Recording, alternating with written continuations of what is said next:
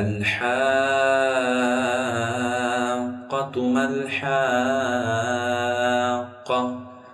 وما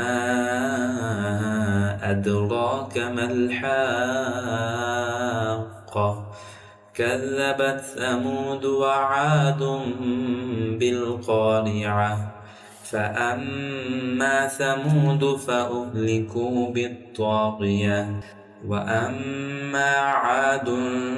فأهلكوا بريح صرصر عاتية سخرها عليهم 7 ليال و8 أيام حسوما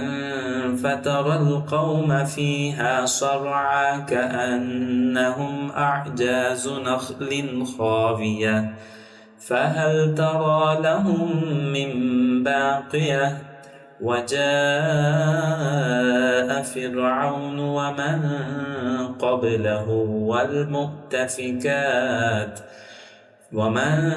قبله والمؤتفكات بالخاطئة فعصوا رسول ربهم فأخذهم أخذة رابية إنا لما طغى الماء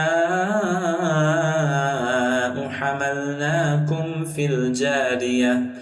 لنجعلها لكم تذكرة وتعيها أذن واعية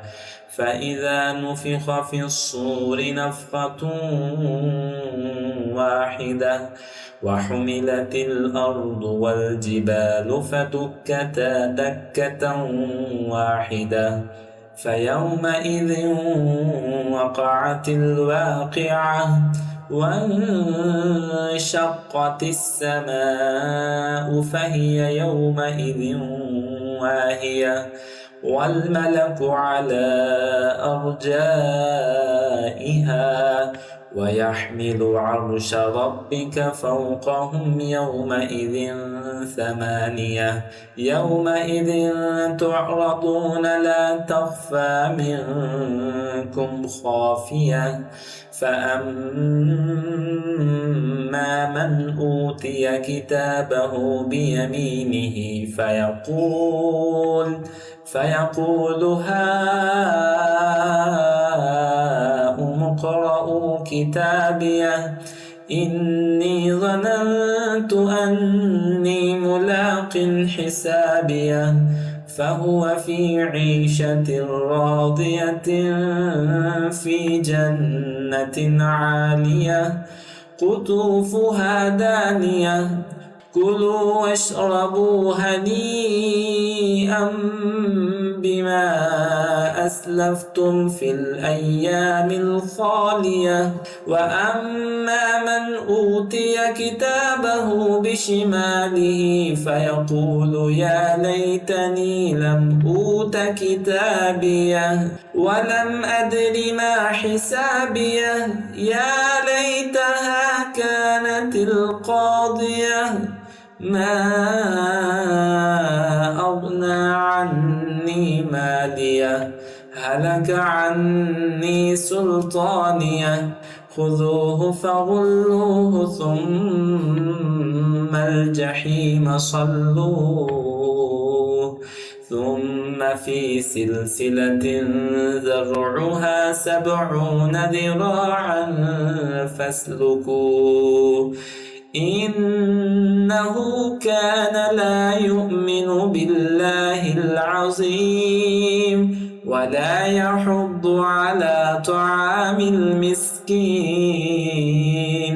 فليس له اليوم هاهنا حميم ولا طعام إلا من غسلين لا يأكله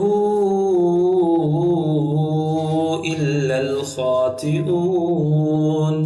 فلا أقسم بما تبصرون وما لا تبصرون إنه لقول رسول كريم وما هو بقول شاعر قليلا ما تؤمنون ولا بقول كاهن قليلا ما تذكرون تنزيل من رب العالمين ولو تقول علينا بعض الأقاويل لأخذنا منه باليمين ثم لقطعنا منه الوتين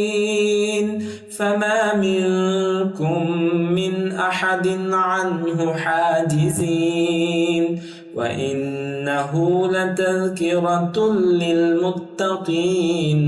وإنا لنعلم أن منكم مكذبين وإنه لحسرة على الكافرين وإنه لحق اليقين فسبح باسم ربك العظيم.